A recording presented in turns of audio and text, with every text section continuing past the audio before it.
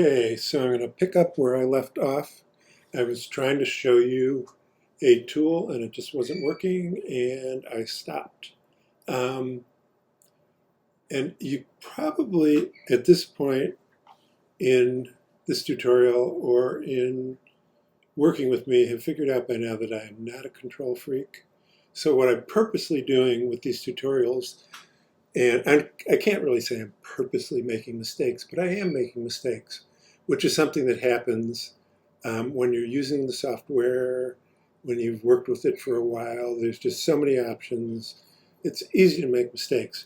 And one of the reasons I want to show you the mistakes is because you recover from them.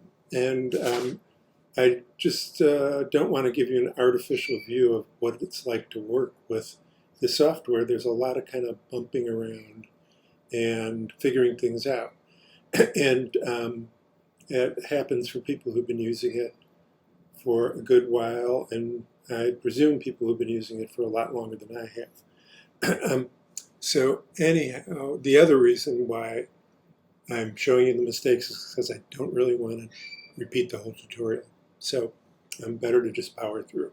So anyways, I was at the osnaps again, and I don't know why it wasn't working before, but so what I was trying to show you is how when I have the snap selected, I've got the end selected, and right now I have near and center and intersection.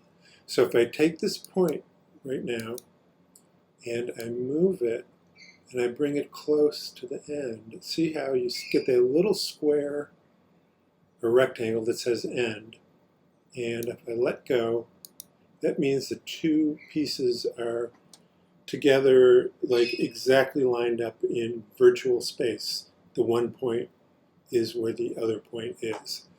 Now, again, I could take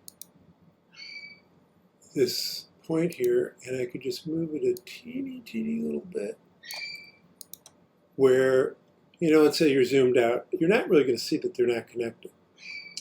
But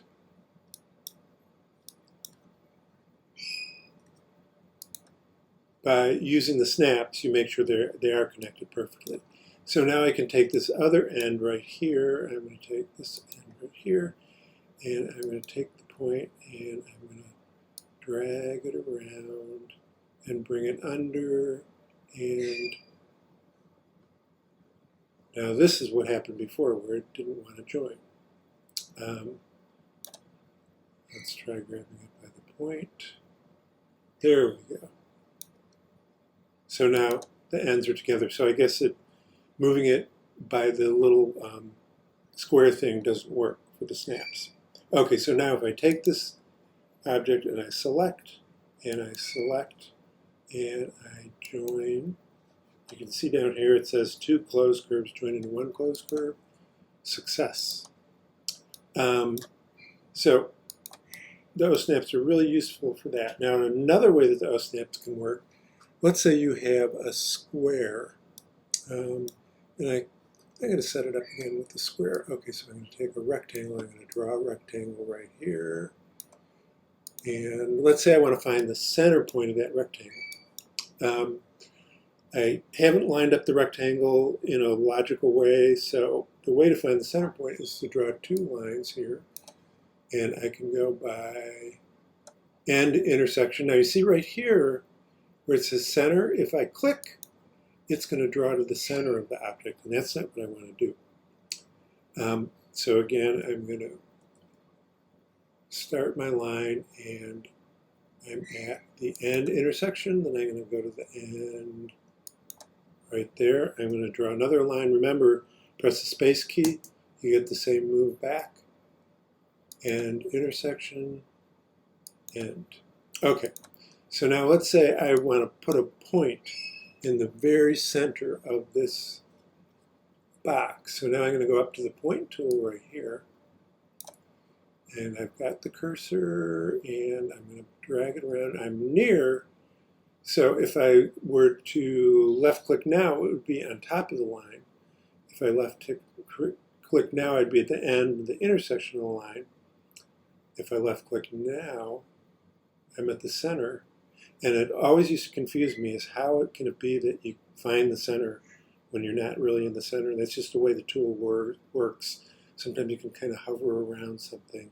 I'll go to the circle right here because the circle also has a center. And I find the center over here, not by going right and looking for the center. So anyways, I'm looking for the intersection. So it clicks on intersection, left click, and now I've got a point, and that point is exactly at the center of that square. I'm not even sure if it's a square or a rectangle, but that's a way to use the intersection tool to locate a point. Remember that, that'll come in handy later. So I also showed you the point, and the quadrant tool will work. I'm going to bring another point in. So now if I come around here and quadrant. Okay, so what that's done is it divides the circle up into 4 pieces. So if I want to take this, I've got the quadrant there, and I come and I got the quadrant there, and I come divided the circle into 4 quadrants. Anyhow, so that is generally how the osnaps work. They work when you're working with solid objects and different objects.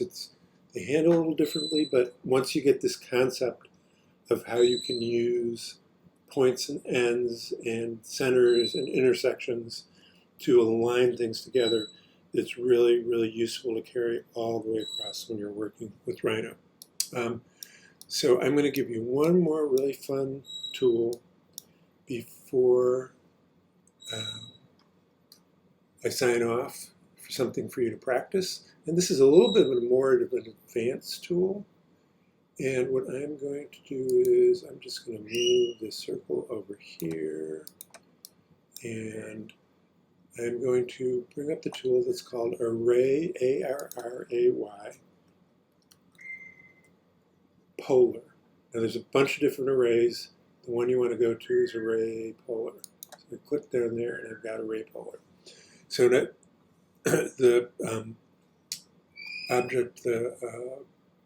properties box asks me the question to select the objects to array. So I'm going to select the circle right here. And it tells me to press enter. And then it asks for the center of the polar array. And I'm just kind of randomly picking a spot. I'm just going to click right there. Now it asks me the number of items I want to array. There's 3, whatever is in the box before will stay there unless you change it. I'm going to pick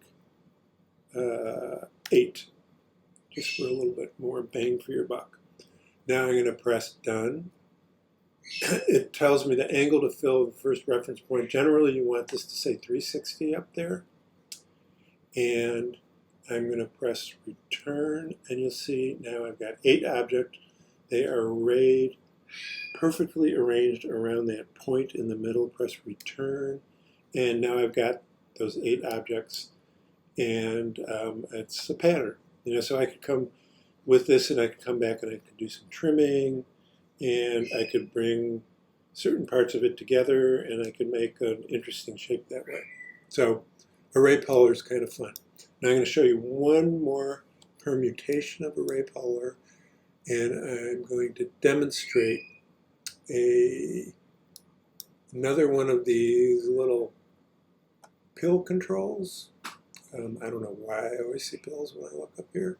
It's called history. History, you can turn it on, you can turn it off. I'm going to start out, when I did this array, it was turned off. So I'm just going to get out of this by Command Z. So I'm back to where I started, and I'm going to turn history on. So now I'm going to go back to the polar array tool, which was my last tool. So I press return and I found the tool. It tells me what I'm going to array. I'm going to select return. And then I'm going to give it a point again. Again, doesn't really matter where the point is. I'm going to leave it with 8 objects. I'm going to press return and return. So now I've got, and then one more return to hold them in place. So I've got the 8 objects, but this time they're tied together through history. So if I go here and I move this object, I move the object, it tells me I'm breaking the history, which I don't really want to do yet. Sometimes it doesn't matter. So I cancel it and I go back. Now this over here is the original object that I made, and the history of the other objects is tied to it. So now if I take this object and I move it, all the other ones move with it. If I take the object and I distort it, everything else does that to match. If I take this object and I turn it, I've got to try that one more time. Grab that and turn. All the other ones are going to move with it. So it's kind of like this elaborate kind of dance that you have set up. It only works with the original object, and sometimes it's tricky. Like I'll make a polar array, and I'll decide I want to change things around, and I pick the wrong object. I can't remember which one it was. You could, in theory, make 300 copies of something, and so you really got to, when you're using this tool, you've got to pay attention to where your original object was. It's a lot of fun to play with.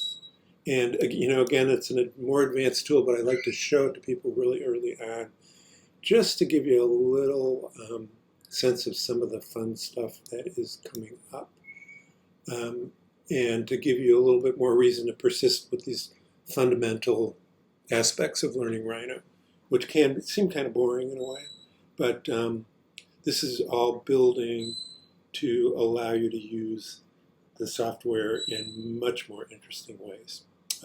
So I'm going to sign off for now.